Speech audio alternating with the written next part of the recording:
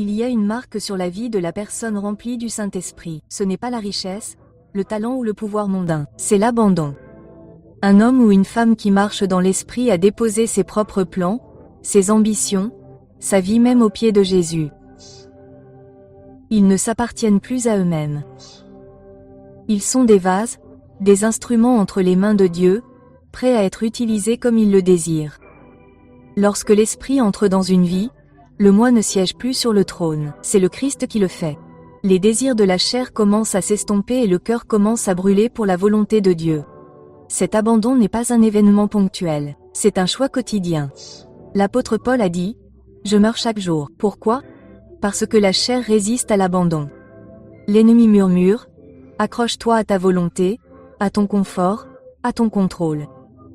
Mais la personne remplie de l'Esprit a appris à faire taire la voix de la chair et à accorder ses oreilles à la voix du Seigneur. Lorsque le Saint-Esprit agit, il ne partage pas l'autorité, il prend le contrôle total. Et la personne qui est véritablement conduite par l'Esprit accueille cela avec plaisir. Ils disent « Que ta volonté ne soit pas faite, mais la mienne ». Ils comprennent que la vraie liberté ne se trouve pas dans le fait de faire ce que l'on veut, mais dans le fait de devenir ce que Dieu veut. La vie d'abandon est marquée par la confiance. Elle n'exige pas d'explication de Dieu, mais le suit avec foi. Elle ne résiste pas à sa direction, même lorsque le chemin n'est pas clair. Abraham a quitté sa patrie avec rien d'autre qu'une promesse de Dieu. Moïse est retourné en Égypte avec seulement la parole du Seigneur. Les disciples ont suivi le Christ, ne sachant pas où il les mènerait. C'est ce que signifie être conduit par l'Esprit. Dire oui quand Dieu appelle, bouger quand il parle, céder quand il corrige. La vie d'abandon est également marquée par l'obéissance. L'Esprit ne demeure pas dans la rébellion. Là où il y a le péché, il condamne. Là où il y a l'orgueil, il humilie. Là où il y a la résistance, il attend patiemment que le cœur s'incline devant le Seigneur. L'obéissance n'est pas un fardeau pour le croyant rempli de l'Esprit. C'est une joie parce qu'il sait à qui il obéit. Ils savent que les voies de Dieu sont plus élevées, que ses pensées sont plus grandes et que ses plans sont toujours pour leur bien. Peut-être que Dieu vous a appelé à vous rendre. Peut-être avez-vous senti sa main vous pousser, vous exhortant à abandonner quelque chose, une vieille habitude, une blessure non pardonnée, une peur qui vous a changé. L'Esprit ne vous demande pas de tout comprendre. Il vous demande simplement de faire confiance. Allez-vous céder ? Allez-vous tout déposer aux pieds de Jésus ? C'est la première et la plus grande habitude de la personne remplie du Saint-Esprit. Elle ne vit pas pour elle-même mais pour la gloire de Dieu. Et à cause de cela, le monde voit Christ en elle. Une personne remplie du Saint-Esprit ne prie pas parce qu'elle doit le faire. Elle prie parce qu'elle le doit. C'est le souffle de son âme, la bouée de sauvetage de son esprit. La prière n'est pas un rituel. C'est une relation. Ce n'est pas une tâche. C'est une fin. Tout comme un homme halète lorsqu'il se noie, le croyant rempli de l'Esprit aspire à la présence de Dieu dans la prière. La grande tragédie de notre époque n'est pas que les gens ne croient pas à la prière, mais qu'ils ne brûlent pas pour elle. Beaucoup baissent la tête, mais leur cœur est froid. Ils murmurent des mots, mais leur âme est sèche. Pourquoi ? Parce qu'ils n'ont pas encore goûté à la puissance de la véritable prière guidée par l'Esprit. La personne remplie du Saint-Esprit est différente. Sa vie de prière ne se limite pas au matin et au repas. Elle est constante, incessante, vivante. Elle se réveille avec la prière sur les lèvres. Elle traverse la journée en communion avec Dieu. Elle n'attend pas une crise pour invoquer le Seigneur. Elle vit en sa présence. Regardez la vie de Jésus. Il était rempli du Saint-Esprit sans mesure. Et pourtant, il priait constamment. Il priait avant le lever du soleil et longtemps après son coucher. Il priait dans le désert et dans la foule, sur les montagnes et dans le jardin.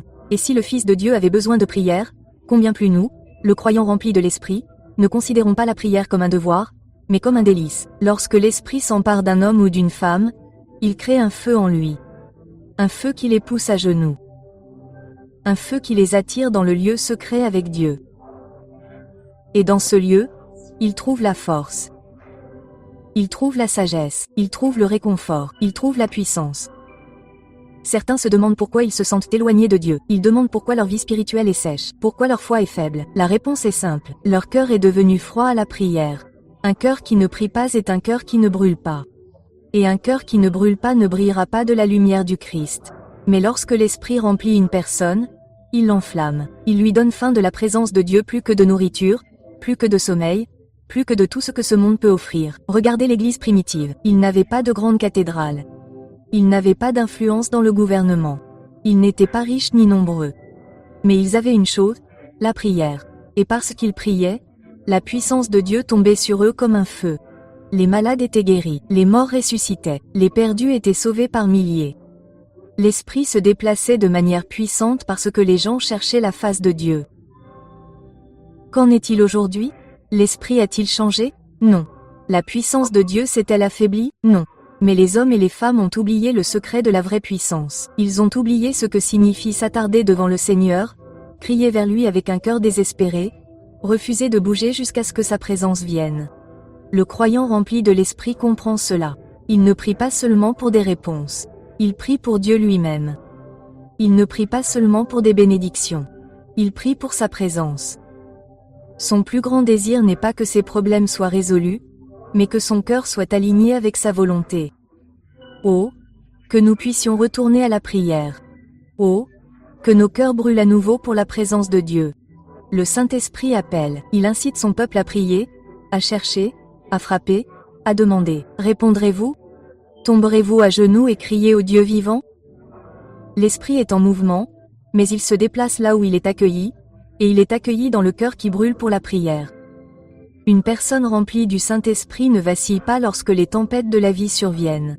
Il reste ferme, ancré non pas dans les sentiments, ni dans les opinions, ni dans les sables mouvants du monde, mais dans la parole éternelle et immuable de Dieu.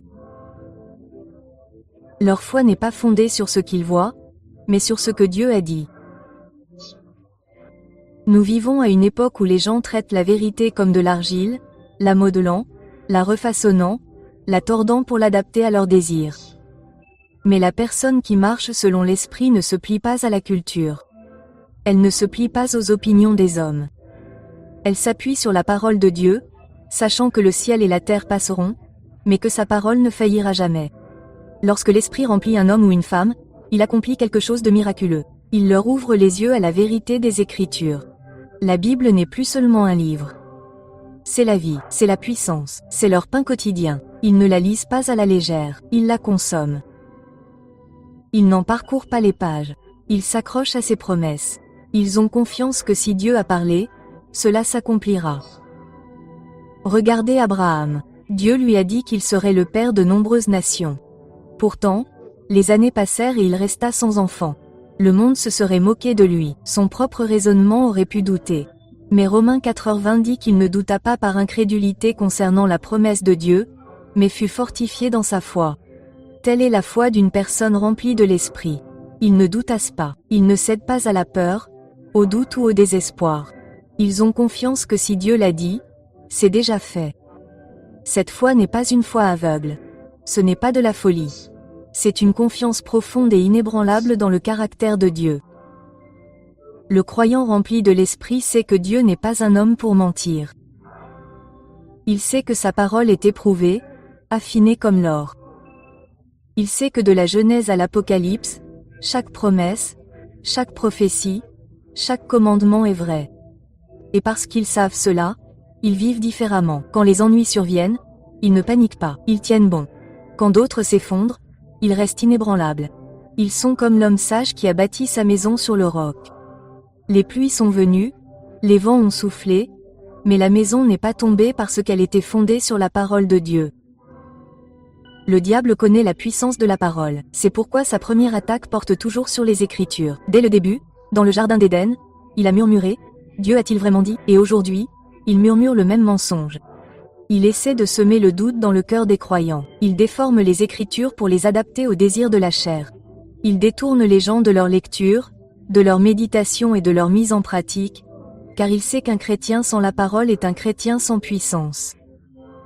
Mais la personne qui est remplie de l'esprit voit à travers les mensonges de l'ennemi. Elle s'accroche à la vérité. Elle ne choisit pas les parties de la Bible qu'elle croit. Elle croit tout. Elle ne suit pas ses émotions. Elle suit la parole. Elle ne fait aucun compromis. Elle tient bon. Et parce qu'elle le fait, Elle voit la puissance de Dieu dans sa vie. Elle voit des prières exaucées. Elle voit des montagnes se déplacer. Elle voit des chaînes se briser. Parce que la parole de Dieu est vivante, plus tranchante qu'une épée à deux tranchants. Ce ne sont pas des mots morts sur une page. C'est le souffle même de Dieu. Oh, que nous ayons un nouveau fin de la parole. Oh, que nous bâtissions nos vies sur sa vérité. Le Saint-Esprit nous appelle à faire confiance à ce que Dieu a dit, à vivre selon ses promesses, à marcher dans sa vérité. Le monde tremble, mais la parole demeure. La culture change, mais la parole reste ferme. La question est, allez-vous vous y tenir? Allez-vous faire confiance à ce que Dieu a dit? L'Esprit recherche des hommes et des femmes qui le prendront au mot, qui déclareront que Dieu soit reconnu pour vrai, et que tout homme soit menteur, et lorsqu'il les trouvera, il agira à travers eux d'une manière qu'ils n'auraient jamais imaginée. La vie remplie de l'Esprit est une vie construite sur le fondement inébranlable de la parole de Dieu et ceux qui s'y tiennent ne seront jamais ébranlés. Une personne remplie du Saint-Esprit n'aime pas comme le monde aime. Son amour n'est pas basé sur la commodité, les émotions ou le bénéfice personnel. Ce n'est pas un amour qui change selon les circonstances ou qui favorise ceux qui le méritent. Non, leur amour est quelque chose de plus profond, quelque chose de surnaturel. C'est l'amour même du Christ qui coule à travers eux. Le croyant rempli de l'Esprit comprend une grande vérité, Dieu est amour. Et lorsque le Saint-Esprit s'empare d'une vie, il ne se contente pas d'enseigner l'amour, il produit l'amour. Il adoucit les cœurs endurcis, il enlève l'amertume et le ressentiment. Il déverse un amour qui pardonne, un amour qui sert, un amour qui donne sans rien attendre en retour. C'est la marque d'une personne qui marche selon l'Esprit. Ils aiment comme le Christ a aimé. Regardez Jésus. Il a aimé ceux qui n'étaient pas aimables.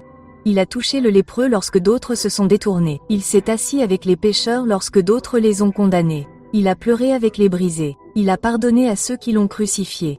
Et maintenant, par le Saint-Esprit, il nous appelle à faire de même. À ceci tous connaîtront que vous êtes mes disciples, si vous avez de l'amour les uns pour les autres. Jean 13h35. Pas par nos paroles, pas par notre fréquentation de l'Église, mais par l'amour. Pourtant, cet amour n'est pas naturel, ce n'est pas quelque chose que nous pouvons produire par nous-mêmes. L'amour humain a des limites. Il aime ceux qui aiment en retour. Il aime quand c'est facile, mais l'amour du croyant rempli de l'Esprit va au-delà de la force humaine. Il est divin. C'est l'amour qui bénit ceux qui maudissent. L'amour qui prie pour ceux qui persécutent. L'amour qui tend la main aux exclus, aux brisés, à l'ennemi. C'est l'amour qui change le monde. L'ennemi le sait. C'est pourquoi sa plus grande arme contre l'Église est la division. S'il peut remplir les cœurs d'offense, d'amertume, d'orgueil et d'égoïsme, il peut voler le pouvoir de l'Église. Mais le croyant rempli de l'Esprit ne tombe pas dans ce piège. Il ne garde pas rancune. Il ne laisse pas l'amertume prendre racine.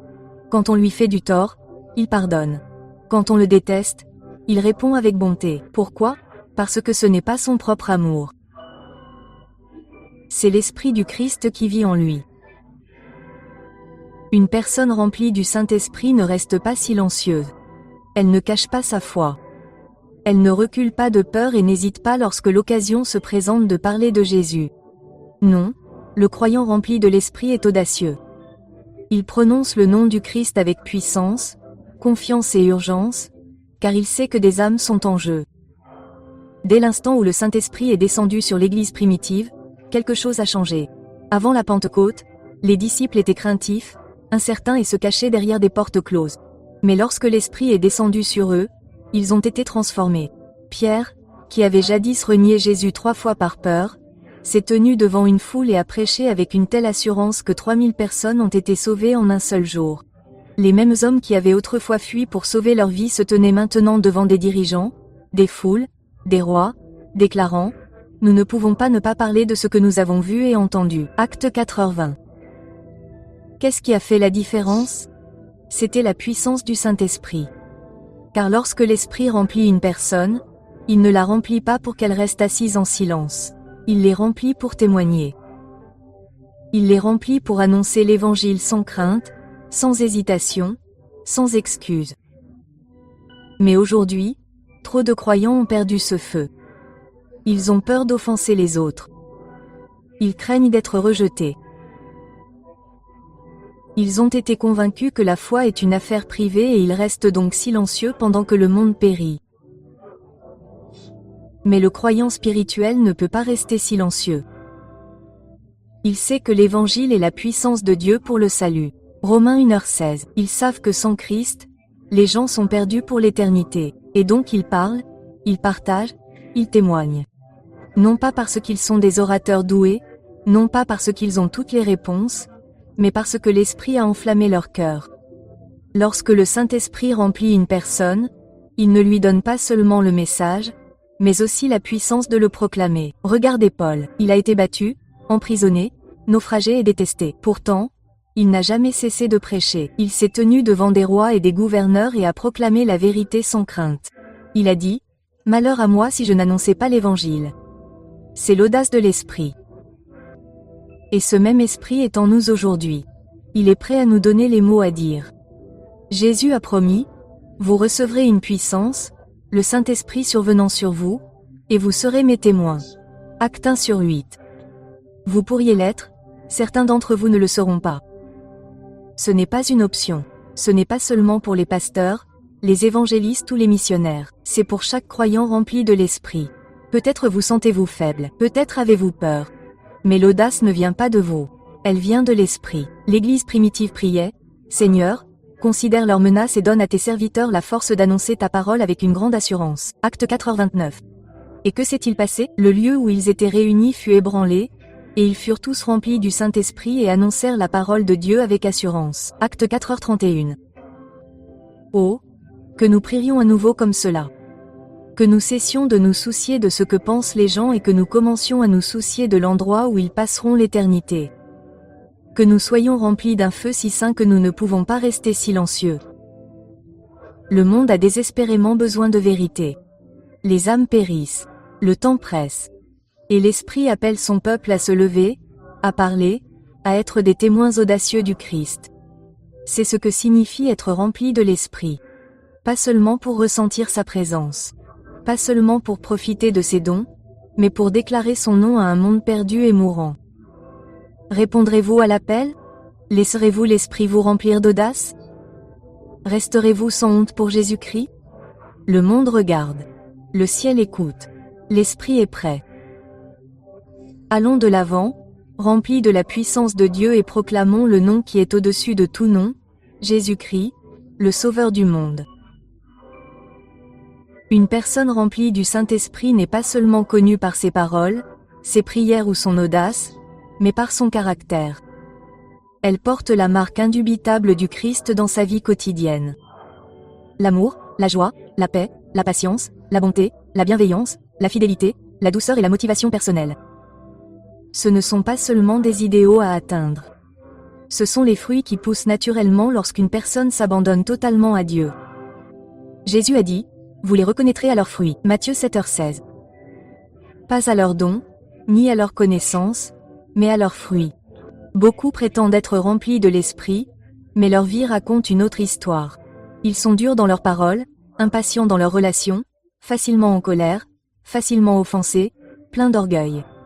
Mais le croyant rempli de l'Esprit est différent. Il ne se contente pas de parler de l'amour de Dieu, il le montre. Il ne se contente pas de prêcher la paix, il la porte. Il ne se contente pas d'admirer la bonté chez les autres, il la vit. Ce fruit n'est pas quelque chose qui peut être simulé. Ce n'est pas quelque chose qui peut être imité longtemps.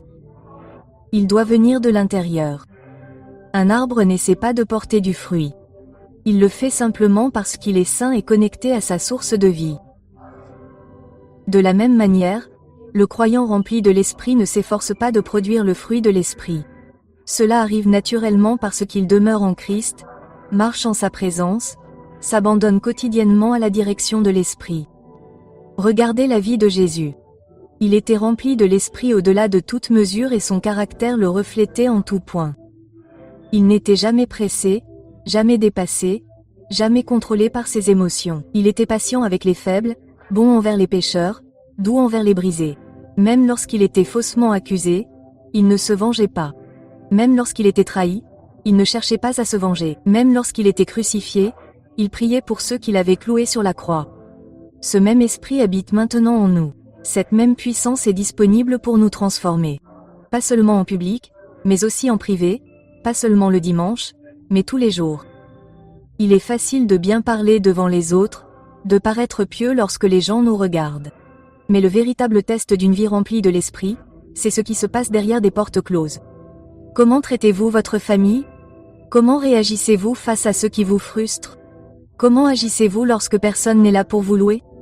Le croyant rempli de l'esprit ne vit pas selon la chair. Il ne laisse pas ses émotions dicter ses actions. Il ne permet pas à la colère, à l'amertume ou à la jalousie de le contrôler. Il ne parle pas durement pour ensuite rejeter la faute sur sa personnalité. Non, il abandonne toutes choses à l'esprit, lui permettant de les affiner, de les purifier et de les façonner à l'image du Christ. Certains pourraient dire, mais je lutte, j'essaie d'être patient, mais j'échoue, j'essaie d'être bon, mais mon cœur se refroidit. C'est parce que le fruit de l'esprit n'est pas produit par l'effort. Il est produit par l'abandon.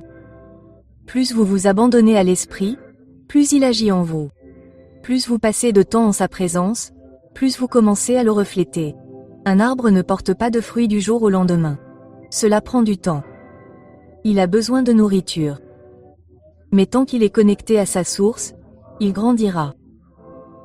De la même manière, si vous restez connecté au Christ, si vous marchez quotidiennement dans l'esprit, si vous lui abandonnez chaque partie de votre vie, alors son fruit sera évident en vous. Il se verra dans votre amour pour les autres, dans votre paix dans les épreuves, dans votre patience dans les épreuves, dans votre bonté envers ceux qui ne le méritent pas. Oh, que nous soyons un peuple connu non seulement pour nos paroles, non seulement pour notre connaissance, mais pour nos fruits, que lorsque le monde nous regarde, il ne voit pas l'hypocrisie, mais la sainteté. Qu'il ne voit pas l'arrogance, mais l'humilité. Qu'il ne voit pas des gens qui prétendent connaître Dieu, mais des gens qui le reflètent. L'esprit est prêt. Il est disposé à œuvrer en vous pour vous changer, pour vous remplir de toute la plénitude du Christ. La question est, allez-vous céder? Lui permettrez-vous de vous façonner, de vous tailler, de faire de vous une personne qui non seulement parle du Christ, mais qui vit comme lui? C'est la véritable marque d'un croyant rempli de l'esprit, une vie qui porte le fruit indubitable de Dieu. Et quand les gens le verront, ils sauront que cette personne a été avec Jésus. Une personne remplie du Saint-Esprit ne considère pas la prière comme un rituel, une routine ou un dernier recours en période de trouble. Non, pour elle, la prière est la vie. C'est un souffle. C'est le lien même entre son âme et son Sauveur. Elle ne prie pas simplement parce qu'elle le devrait. Elle prie parce qu'elle le doit. Son cœur aspire à la présence de Dieu et rien d'autre ne la satisfera. Parcourez la Bible et vous verrez que chaque homme et chaque femme qui était rempli de l'Esprit était aussi une personne de prière. Jésus lui-même, le Fils de Dieu, se retirait constamment pour prier. Avant chaque décision importante, avant chaque miracle, avant de marcher sur l'eau, avant d'aller à la croix, il priait. Et si le Fils de Dieu avait besoin de prier, combien plus avons-nous besoin de prier? Pourtant, aujourd'hui, la prière est négligée. Beaucoup la considèrent comme un fardeau plutôt que comme un privilège. Ils passent des jours, des semaines, voire des mois sans une véritable communion sincère avec Dieu. Ils disent « Je suis trop occupé ». Mais le croyant rempli de l'Esprit n'est jamais trop occupé pour prier parce qu'il comprend cette grande vérité. Sans prière, il n'y a pas de puissance. Regardez l'Église primitive. Ils n'avaient pas de bâtiment, ils n'avaient pas de richesse, ils n'avaient pas d'influence, mais ils avaient la prière. Et grâce à cela, ils avaient la puissance. La Bible dit qu'ils se consacraient à la prière. Acte 2h42. Ce n'était pas occasionnel, ce n'était pas tiède, ce n'était pas quelque chose qu'ils faisaient quand cela leur convenait, c'était leur bouée de sauvetage. Et en conséquence, le monde a été bouleversé. Lorsque Pierre a été emprisonné, l'Église n'a pas formé de comité, ils ont prié. Lorsque Paul et Silas ont été battus et enchaînés, ils ne se sont pas plaints, ils ont prié. Et lorsqu'ils ont prié, les portes de la prison s'ouvrent, les chaînes tombent et des miracles se produisent. Pourquoi? Parce que la prière fait bouger la main de Dieu. Un croyant rempli de l'Esprit ne prie pas des prières faibles et timides. Il ne se présente pas devant Dieu avec des doutes et des hésitations. Non, il prie avec foi, avec feu, avec autorité. Ils comprennent qu'ils ne s'adressent pas à une divinité lointaine, mais à un Père aimant qui les entend et leur répond. Ils savent que lorsqu'ils prient selon sa volonté, les montagnes se déplacent, les démons fuient et l'impossible devient réalité. Mais ce genre de prière ne vient pas d'un cœur froid. Elle vient d'une vie qui aspire à Dieu. Oh, comme l'ennemi craint un chrétien qui prie. Il ne craint pas un chrétien occupé, un chrétien talentueux ou même un chrétien instruit. Mais un chrétien qui prie est dangereux pour le royaume des ténèbres. Car lorsqu'un croyant prie, les forteresses sont démolies. Lorsqu'un croyant prie, le renouveau éclate. Lorsqu'un croyant prie, la puissance de Dieu se déchaîne. Et pourtant, beaucoup ont perdu cette fin. Beaucoup ont remplacé le temps passé dans le lieu secret par des distractions, des divertissements et le bruit du monde. Mais l'Esprit nous rappelle. De retour au lieu de l'intimité avec Dieu. De retour à l'endroit où nous le cherchons, non pas pour ce qu'il peut faire, mais simplement pour qui il est. Et vous? Aspirez-vous à sa présence? Avez-vous faim de passer du temps seul avec lui? Ou la prière n'est-elle plus qu'un devoir? L'Esprit est prêt à remuer à nouveau votre cœur, à vous enflammer de passion pour Dieu, à vous conduire dans une vie de communion profonde et inébranlable avec lui. Le croyant rempli de l'Esprit n'est pas reconnu par ses prières publiques, mais par ses prières privées. Quand personne ne regarde, quand il n'y a pas d'applaudissements, quand il n'y a que et Dieu, c'est là que se trouve sa force. C'est là que sa foi se construit. C'est là que le feu de Dieu tombe. Revenons à la prière. Rejetons toute distraction. Cherchons Dieu de tout notre être, car lorsque nous le ferons, le monde ne verra pas notre force, ni notre sagesse, mais la puissance du Dieu vivant agissant à travers nous. Telle est la vie d'un croyant rempli de l'Esprit, une vie de prière, de puissance, de communion inébranlable avec le Père. Et une fois que vous aurez goûté à cela, vous ne serez jamais satisfait de rien de moins. Une personne remplie du Saint-Esprit ne marche pas selon sa propre sagesse, ses désirs ou ses plans. Ils ne sont pas guidés par l'impulsion ou les opinions des autres. Non, ils sont conduits par l'Esprit de Dieu. Ils bougent quand il leur dit de bouger. Ils attendent quand il leur dit d'attendre. Ils vont là où il leur dit d'aller. La Bible dit, « Car ceux qui sont conduits par l'Esprit de Dieu sont enfants de Dieu. » Romains 8h14. C'est la marque d'un vrai croyant. Pas seulement quelqu'un qui croit en Dieu, mais quelqu'un qui le suit. Le croyant rempli de l'Esprit ne se fie pas à sa propre intelligence. Il ne compte pas sur sa propre force. Il abandonne chaque décision, chaque pas, chaque instant à la direction de l'Esprit. Regardez Philippe dans Acte 8. Il était au milieu d'un puissant réveil en Samarie, prêchant, chassant les démons, guérissant les malades. Mais soudain, le Saint-Esprit lui dit, « Va vers le sud, sur la route du désert. » Acte 8h26. Cela n'avait aucun sens. Pourquoi abandonner un ministère florissant pour aller au milieu du désert? Mais Philippe obéit, et lorsqu'il le fit, il trouva un fonctionnaire éthiopien à la recherche de Dieu. Philippe a partagé l'Évangile, et cet homme a été baptisé, apportant le message du Christ à sa propre nation. C'est ainsi que l'Esprit agit. Il ne nous donne pas toujours une vue d'ensemble. Il n'explique pas toujours pourquoi. Il murmure simplement, « Vas-y ». Et le croyant rempli de l'Esprit obéit même lorsque cela n'a pas de sens. Mais beaucoup aujourd'hui ont perdu cette sensibilité. Ils étouffent la voix de l'Esprit par le bruit, l'agitation et la volonté propre. Ils prennent des décisions basées sur la logique au lieu d'écouter Dieu. Ils se précipitent sans chercher sa direction. Et puis ils se demandent pourquoi ils se sentent perdus, pourquoi ils manquent de paix, pourquoi leurs efforts ne portent pas de fruits. C'est parce qu'ils marchent par leur propre force au lieu d'être conduits par l'Esprit. Oh, comme nos vies seraient différentes si nous écoutions vraiment. Combien d'erreurs nous éviterions? Combien d'années perdues nous épargnerions? Le Saint-Esprit n'est pas une force distante. C'est une personne. Il parle. Il dirige. Il corrige, mais il ne forcera pas le passage. Si vous ignorez sa voix assez longtemps, votre cœur deviendra insensible et vous ne reconnaîtrez plus sa direction. Le croyant rempli de l'Esprit garde son cœur ouvert. Il reste en communion constante avec Dieu, toujours à l'écoute, toujours prêt à obéir. Quand l'Esprit dit, Parle à cette personne, il le fait. Quand il dit « Détourne-toi de ce péché », ils se repentent. Quand il dit « Avance avec foi », ils lui font confiance. Même lorsque cela semble impossible, regardez Paul. Il avait prévu de prêcher en Asie, mais l'Esprit l'en a empêché. Il a essayé d'aller à Béthanie, mais une fois de plus, l'Esprit a dit « Non ». Puis, dans une vision, Dieu l'a appelé en Macédoine. Acte 166/10. Parce qu'il a obéi, l'Évangile a atteint l'Europe et d'innombrables vies ont été sauvées. Telle est la vie d'un croyant rempli de l'Esprit. Une vie d'abandon, une vie d'obéissance, une vie menée non pas par la sagesse humaine mais par la voix de Dieu. Et lorsqu'une personne marche avec ce genre de sensibilité à l'esprit, elle verra le surnaturel se dérouler sous ses yeux. Elle sera au bon endroit au bon moment. Elle dira les bonnes paroles aux bonnes personnes. Elle fera l'expérience de rendez-vous divins, de portes ouvertes, de miracles et de la main indubitable de Dieu guidant chacun de ses pas.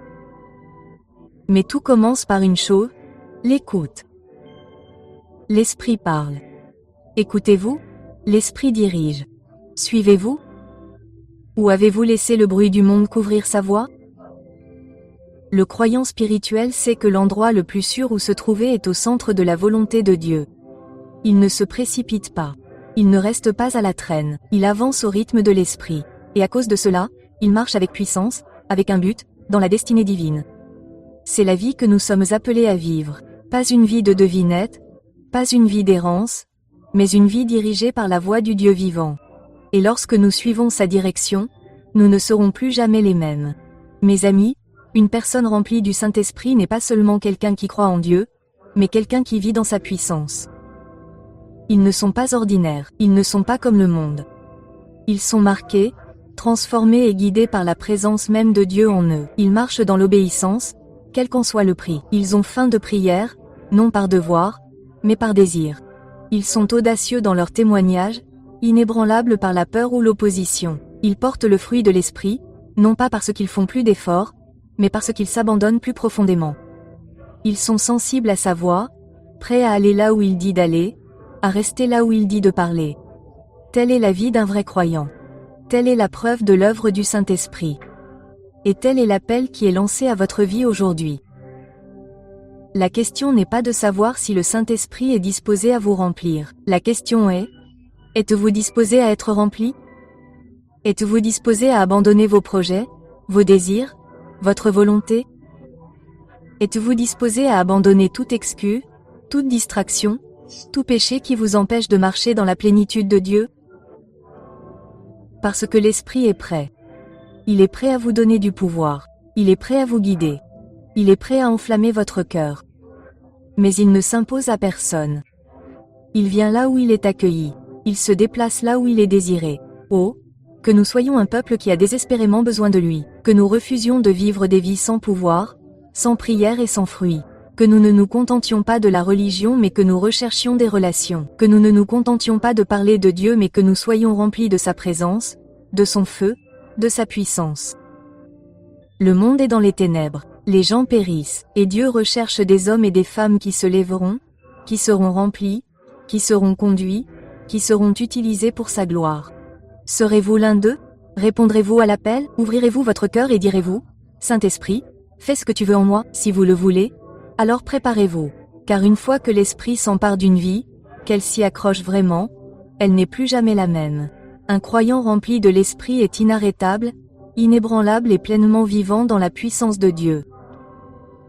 Et que mes amis, c'est la seule vie qui vaille la peine d'être vécue.